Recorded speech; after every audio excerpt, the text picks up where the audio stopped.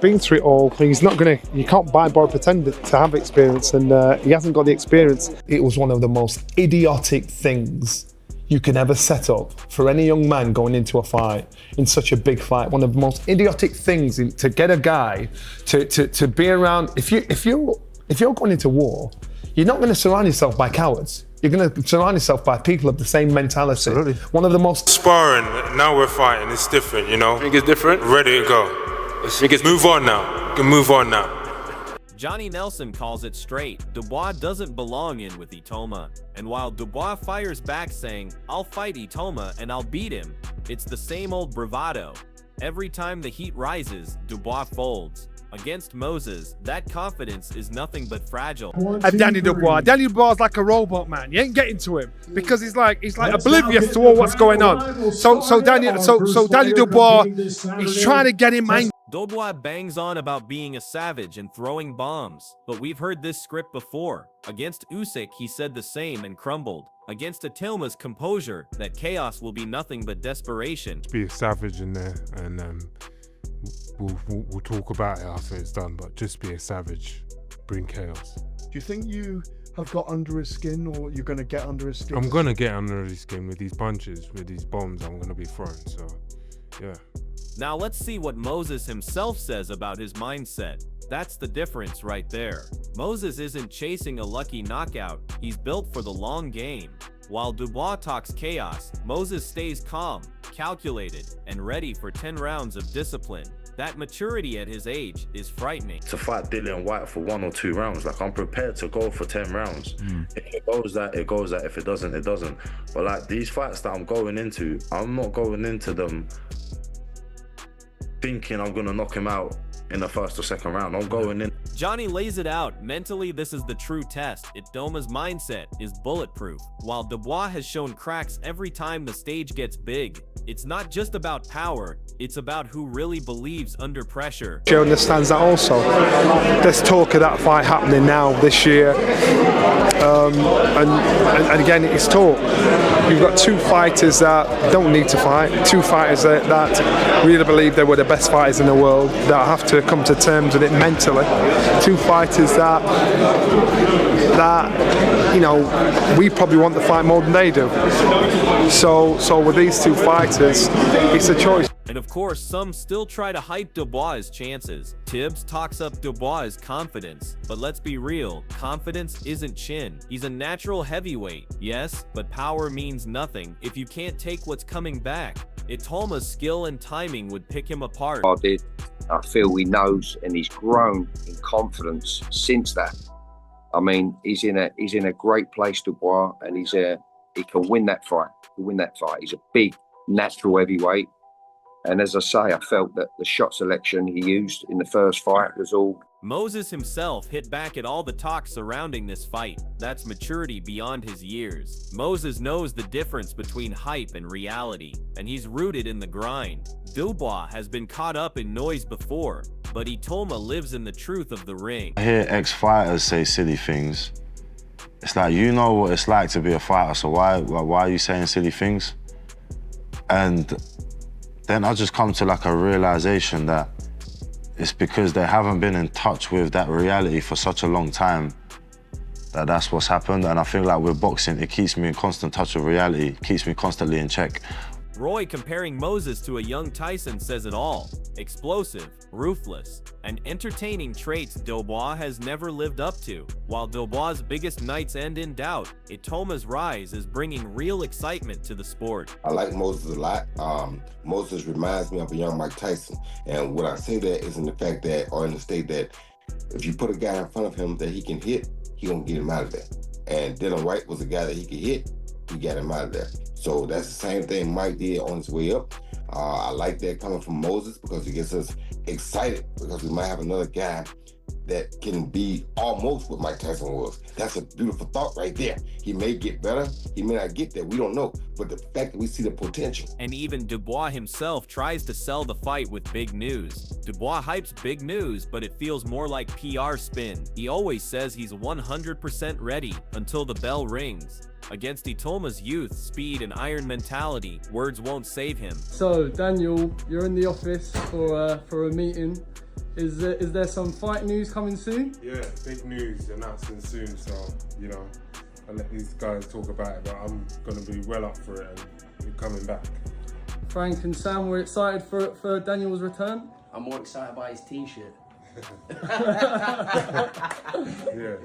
Big news. It's going to be a tough fight, a good fight, quality fight. Everybody's going to love it when they hear it. It's a big, big fight. Yeah. Daniel, you're excited? No, I'm 100% ready to go.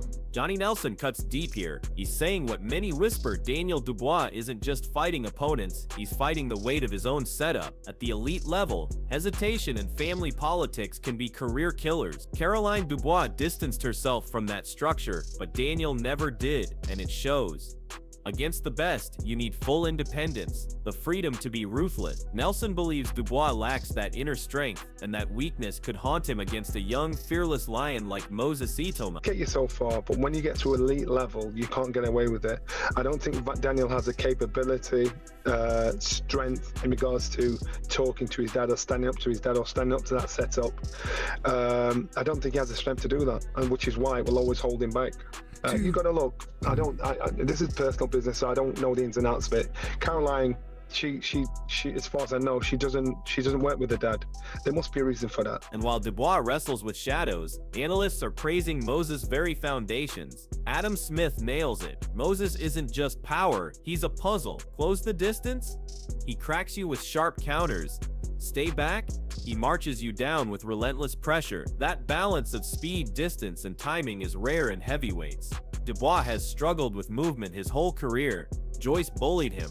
Usyk toyed with him. Against Moses, he'll be stuck in a chess match where every move is punished. This isn't just brute force versus brute force, it's skill against vulnerability, and we all know who that favors. The problem with Moses is that his feet and his distance and his range is so good, and he's so quick that if you commit to the punches, you're going to get countered. And if you don't, you're going to get backed up and taken out. So it's a real puzzle. There's not many heavyweights that are southpaws. Obviously, Alexander Usyk is, but he's moved up into that.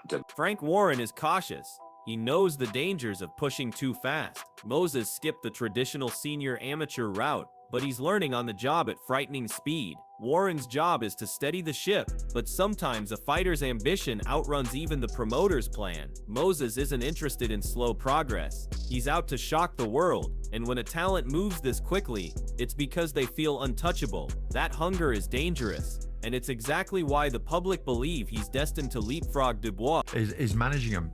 You got to be careful.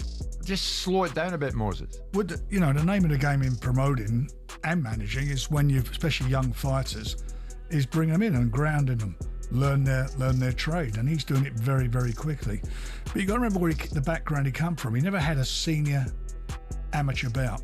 They were junior amateur bouts. We did a deal with him when he was 16, and in that time when he was junior, he won the European Championships, knocked everybody out in the first round. And Frank himself hints at the next step, testing Moses in the top 10. Frank Warren is already lining up top 10 names for Moses, a clear sign of confidence. He knows Moses is ready for that leap. In the same breath, he mentions Dubois returning, but the contrast is telling. Daniel is still coming back while Moses is moving forward. One fighter is rebuilding, the other is breaking through. That's the crossroads right now. One man looking for redemption, the other chasing history, and fans know exactly which story excites them more. But you would like to make it, yeah, sorry. I'd like to do, yeah. And we'll see, but he'll fight somebody in the top 10.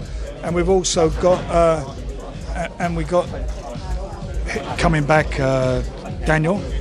When Eddie Hearn, a promoter who rarely praises outside his own stable, openly warns that Moses will give Dubois tough times, you know it's serious. He acknowledges Dubois has grown up, no more reckless decisions, no silly distractions, but boxing isn't about being older, it's about being sharper under fire. Dubois' history shows when the pressure mounts, he folds.